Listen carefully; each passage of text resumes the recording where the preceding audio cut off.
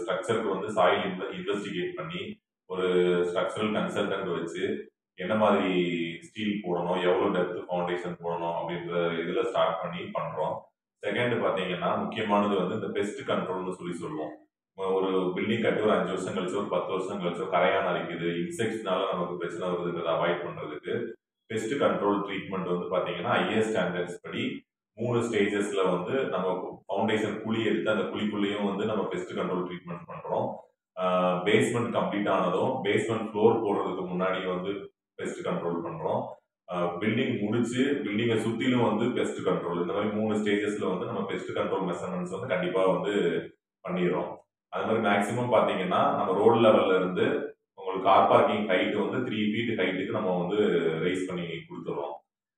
Plus கஸ்டமர்ஸ்க்கு வந்து என்ன முக்கியத்துவம் கொடுக்குறோம் அப்படின்னு சொல்லி எடுத்துக்கிட்டீங்கன்னா, இப்போ நம்ம எல்லாருமே வந்து கஷ்டப்பட்டு வாழ்க்கையில ஒரு தடவை தான் ஒரு வீடுன்றது வந்து எல்லாருமே ஒரு பெரிய கனவு லட்சியமா இருக்கும்.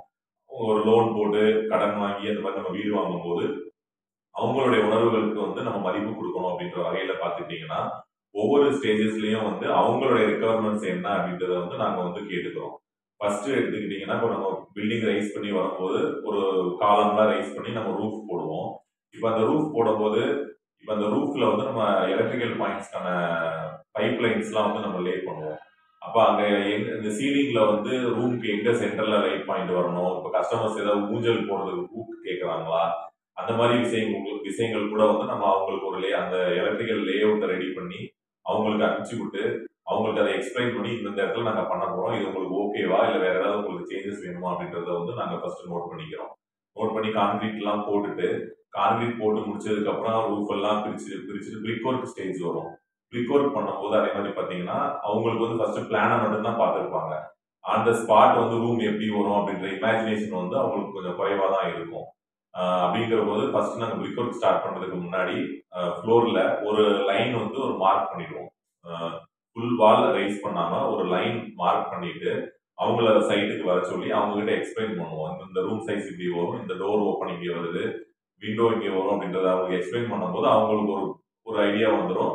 பிளஸ் அவங்க அந்த டைம்ல ஏதாவது சேஞ்சஸ் பண்ணுவாங்க, எனக்கு டோர் இந்த பக்கம் மாத்துங்க, இல்ல விண்டோ இந்த சைஸ்ல வைங்க, இப்படி வைங்க அப்படின்னு அவங்களுடைய ஐடியாஸையும் நம்ம வந்து கேட்டுக்கிட்டு பிரிக் ஒர்க்கை வந்து ஃபைனல் பண்ணி பிரிக் ஒர்க் எடுத்துருவோம். அப்புறம் எலக்ட்ரிக்கல் வால்ஸ்ல வந்து கன்சீல்டு லைன் பண்றதுக்கு முன்னாடியும் பாத்தீங்கன்னா வால் எல்லாம் சீலிங் வரைக்கும் வால் ரைஸ் பண்ணிட்டு ஒவ்வொரு வால்லையும் வந்து எங்க லைட் பாயிண்ட் வருது, எங்க பிளக் பாயிண்ட் வருது அப்படின்றத வந்து வால்ல ஃபர்ஸ்ட் நாங்க சாக் பீஸ்ல ஃபுல்லா மார்க் பண்ணிட்டு அந்த ஸ்டேஜ்லயும் நாங்க அவங்களை கூப்பிட்டு சைட்டுக்கு வர சொல்லி அதையும் அவங்களுக்கு எக்ஸ்பிளைன் பண்ணி, இல்லை எனக்கு இந்த பொசிஷன் மாத்துங்க, ஹைட் கொஞ்சம் பண்ணி கொடுங்க, ஹைட் கொஞ்சம் மாத்தி கொடுங்க அப்படின்ற மாதிரி அவங்க ஏதாவது சஜஷன் சொல்றாங்க அப்படி கேட்கறாங்கன்னா அதையும் நாங்க வந்து பண்ணி கொடுக்குறோம். சேம் இதே மாதிரி தான் வந்து பிளம்பிங் ஒர்க்குக்கும்.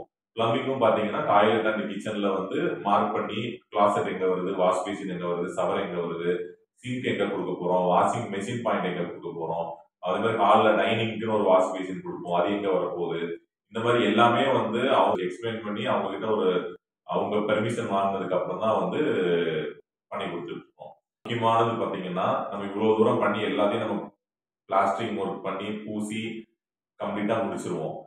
பிளாட்டுக்குள்ள வர்றவங்க வந்து ஒரு பிளாட்டை வந்து ஜட்ஜ் பண்றாங்கன்னா மெயினா பாத்தீங்கன்னா டைல்ஸ், பெயிண்ட் கலரை வச்சுதான் வந்து உங்க வீடு எப்படி இருக்கு அப்படின்றத வந்து அவங்க டிசைட் பண்ணுவாங்க. அப்படின்ற போது அதுக்கும் நம்ம அவங்க கிட்ட ஆப்ஷன் கொடுத்து டைல் செலெக்ஷன், டைல்ஸுக்கு வந்து நாங்க எங்களுடைய பேசிக் பிரைஸ் சொல்லிடுவோம், எங்க டீலருடைய ஷோரூமையும் நாங்க காட்டிடுவோம், அவங்க அங்க போயிட்டு அவங்களுக்கு என்ன மாதிரியான டைல்ஸ் வேணும் அப்படின்றத அவங்களே சூஸ் பண்ணிக்கலாம், அதுக்கும் நாங்க அவங்க ஸ்கோப்லயே விட்டுருவோம்.